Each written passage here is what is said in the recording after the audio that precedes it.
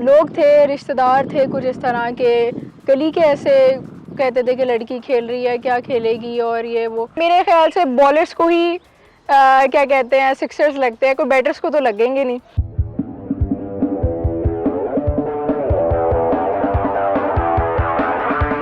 Starting obviously एक लड़की के लिए डिफ़िकल्ट होता है, क्योंकि अब मैं एक गली से स्टार्ट लेके आई हुई हूँ और उसका माहौल ऐसा नहीं था, काफ़ी स्ट्रगल्स थी। लेकिन डेफिनेट सी बात है यहाँ पे कि मेरे फादर ने मुझे बहुत ज़्यादा सपोर्ट किया कि वो मुझे ग्राउंड तक लेके आए और उन्होंने क्लब क्रिकेट मुझे खेलने को दी।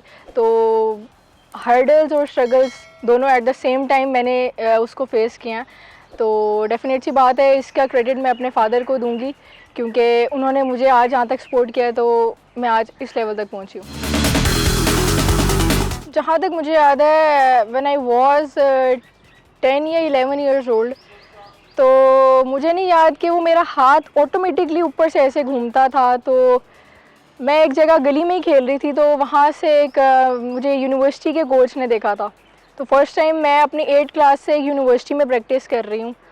तो वहाँ से ये हुआ कि मुझे कोच ने बोला कि तुम ये करो, बहुत रेयर है। तो वो तब से अब तक की जो एक जर्नी कह लें कि वो एक स्टार्ट, मुझे एक गाइडलाइन मिली थी। तो वो एक मेरे कोच, जिनका मैं नाम ले लूँ, शाहिद लतीफ़ साहब, जिन्होंने मुझे इस चीज़ पे बोला कि आप यही चीज़ करो, ये बहुत रेयर है। और इसमें मतलब होता है ना कि आप विकेट मिलेंगी, आप स्टार्टिंग आपने क्रिकेट स्टार्ट की, वह पता कुछ नहीं है, लेकिन एज अ फ़न वे में स्टार्ट किया है, तो यह है कि आज यहाँ तक है। मेरे ख्याल से यहाँ पे सबसे ज़्यादा सपोर्ट आपके पेरेंट्स की तरफ से होती है। जब वो आपको सपोर्ट कर रहे हैं, तो मेरे ख्याल से मैंने किसी चीज़ को नहीं देखा यहाँ पे कि दुनिया क्या कह रही है। लोग थे, रिश्तेदार थे कुछ इस तरह के, गली के ऐसे कहते थे कि लड़की खेल रही है, क्या खेलेगी और ये वो। तो मेरे ख्याल से सबसे मेन मैं क्रेडिट अपने फैमिली को दूंगी, जिन्होंने मुझे यहाँ तक सपोर्ट किया।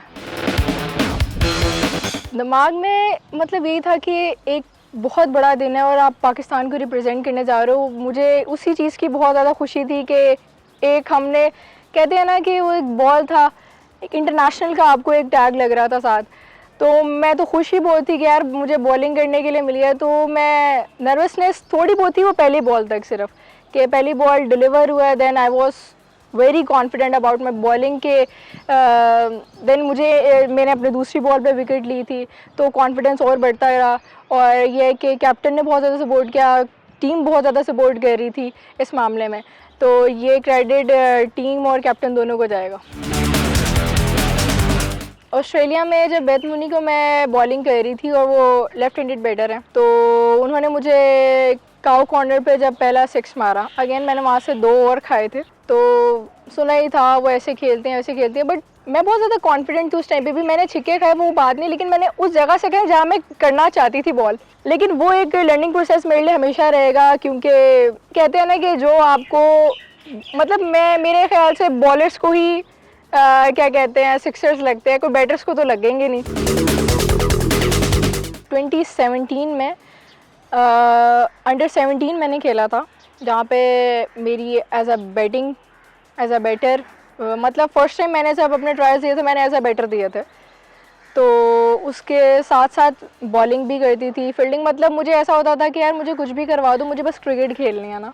तो 2017 में हम लोगों का कैंप लगा था, उसके अंदर मैंने सेंचुरी भी की थी और वो कंसेक्टिव सेंचुरीज भी थी मेरी। एज अ कैप्टन मैं वहाँ पे खेल रही थी और वहाँ से मुझे लगता है कि डोमेस्टिक में आना और फिर उसके बाद कैंप में लगना, अंडर 19 तक, अंडर 23 डोमेस्टिक रीजन, यहाँ तक की जर्नी को करते हुए मुझे यहाँ तक, और 19 के बाद मैं अपने ड्रॉप हुई थी टीम से और उसके बाद दोबारा कम बैक मैंने अपने डेब्यू में किया था। मेरे ख्याल से जब आप एक नेशनल टीम के साथ रहते हो, आपको हर डे कुछ सीखने का मौका मिलता है। तो तब से अब तक मुझे अच्छी तरह याद है कि जब मैं एज अ रिज़र्व न्यूजीलैंड में गई थी, तो रिज़र्व पहले बैटिंग और बॉलिंग जो प्लेइंग होते थे उनको मिलती होती थी बारी।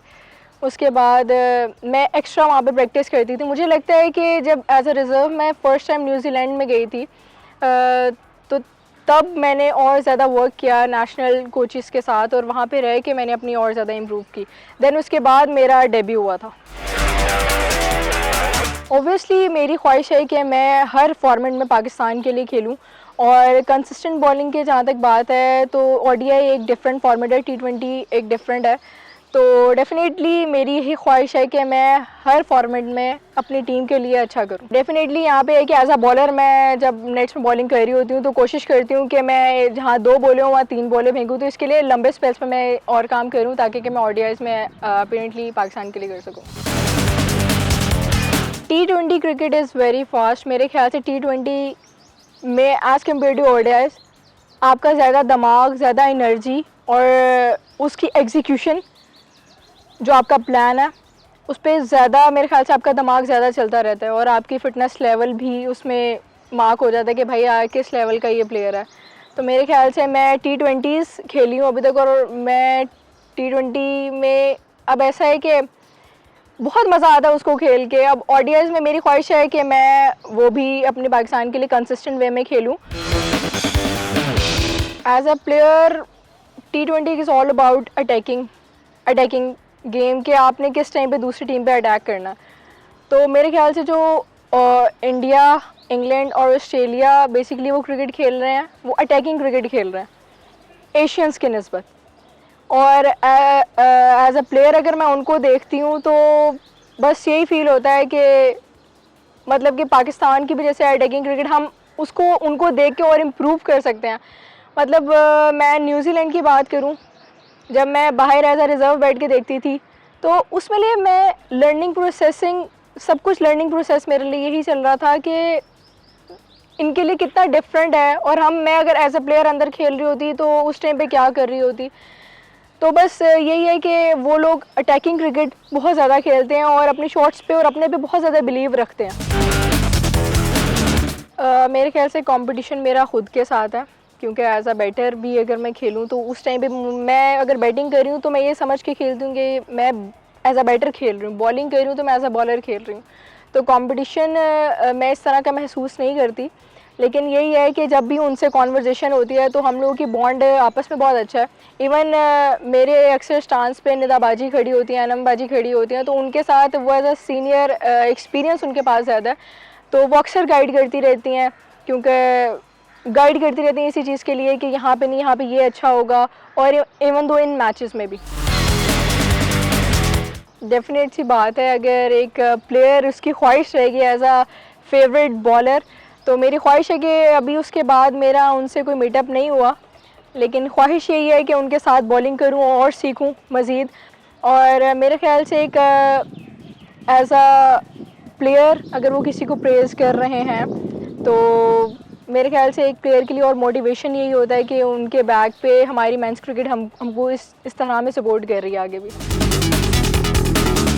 ये एक बैटिंग कॉम्बिनेशन होता है जो कि ये कोच और कैप्टन के दरमियान बनता है, तो वो जहाँ मुझे ज़्यादा अच्छा रेट करेंगे वो कंडीशन और सिचुएशन के हिसाब से जहाँ पे ज़रूरत होगी उस जगह यूटिलाइज़ कर सकते हैं। बट एक अच्छी चीज़ ये थी कि लास्ट मैच जो मैं इंग्लैंड के अगेंस्ट खेलूँ वो मैं फ्रीली खेली हूँ, मुझ पर कोई प्रेशर नहीं था, क्योंकि 200 का टारगेट है और नीचे से कि 8वें नंबर पे अगर मैं जा रही हूँ तो मेरे ख्याल से बैटर के पास कोई चांस नहीं होता फ्रीली खेलने के अलावा। तो मुझे लगता है कि मैंने वहाँ पे अपनी गेम खेली है और इन्जॉय किया। जस्ट मैं आई तो क्या कहते हैं बॉलर ऑलराउंडर है, इंशाल्लाह you will see in future. मैं बैटिंग पे भी काम कर रही हूँ, और मेरे ख्याल से जब आप अपनी टीम के लिए रन्स और अपनी टीम के लिए कंट्रीब्यूशन देते रहते हो तो ऑटोमेटिकली आपका बैटिंग ऑर्डर वैसे ही चेंज होता रहता है।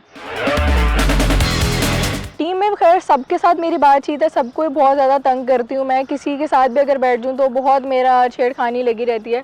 लेकिन यस, फातिमा सना मेरी दोस्त है, और इवन हमारी निदा बाजी, बसमा बाजी, मतलब इन सब के साथ ही है, कोई एक स्पेसिफ़िक नेम यहाँ पे नहीं है मेरे लिए, क्योंकि ऑन एंड ऑफ फील्ड ये सारी बहुत ज़्यादा सपोर्ट करते हैं, और ऑफ फील्ड ज़्यादा ये है कि फातिमा सना के साथ रहती हूँ, वो एज मेट भी है तो साथ ज़्यादा अच्छा मजाक चलता रहता है उनके साथ।